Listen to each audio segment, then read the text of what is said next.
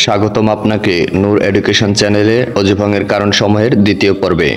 দাঁত দ্বারা যদি কোনো বস্তু কাটা হয় এবং তার মধ্যে রক্তের দাগ দেখা যায়, অথবা দাঁত খিলাল করা হলো, খিলালের মধ্যে রক্তের লাল রং দেখা গেল কিন্তু থুতুর সাথে রক্তের কোনো দৃষ্টিগোচর হয়নি, তাহলে অজু ভঙ্গ হবে না। কবিরী পৃষ্ঠা নম্বর 13। কেউ যদি নিজের শরীরে যোগ লাগিয়ে দেয় এবং সেটি এত পরিমাণ রক্ত পান করে যে যদি যোগটিকে মাঝখান দিয়ে কেটে দেওয়া হয় তাহলে রক্ত প্রবাহিত হবে, তাহলে অজু ভঙ্গ হবে। আর যোগ যদি এত পরিমাণ রক্ত পান না করে বরং অল্প পান করে তবে অজু নষ্ট হবে না।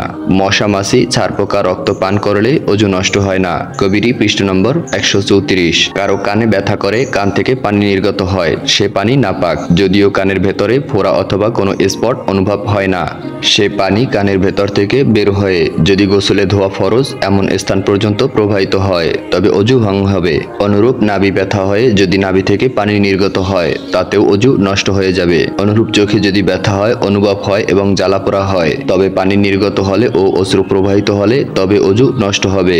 আর যদি চোখে ব্যথা হয় এবং জ্বালাপোড়া না হয়, পানি বের হয় এবং অশ্রু নির্গত হয় তবে অজু ভঙ্গ হবে না। শারহে তানবীর 1 নম্বর খণ্ড পৃষ্ঠা নম্বর 27। যদি স্তন থেকে ব্যথা সহ পানি নির্গত হয় তাহলে ওই পানি নাপাক এবং তাতে অজু নষ্ট হবে।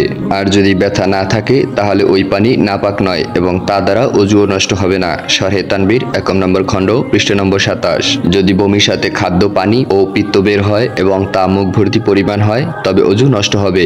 মুখ ভর্তি হওয়ার অর্থ তা মুখের মধ্যে রাখা কষ্টসাধ্যকর পরিমাণ হওয়া। বমিতে যদি শুধু কফ পড়ে তবে বমি যে পরিমাণ হোক না কেন তাতে অজু ভাঙবে না। প্রবাহমান রক্ত বমি হলে অজু ভঙ্গ হয়ে যাবে, চাই বমি কম হোক বা বেশি হোক, মুখ ভর্তি পরিমাণ হোক বা না হোক। জমাট রক্ত যদি টুকরা টুকরা বমি হয় এবং তা মুখ ভর্তি পরিমাণ হয় তবে অজু নষ্ট হবে, আর মুখ ভর্তি পরিমাণ না হলে অজু নষ্ট হবে না। দুরুরে মুখতার 1 নম্বর খণ্ড পৃষ্ঠা নম্বর 16।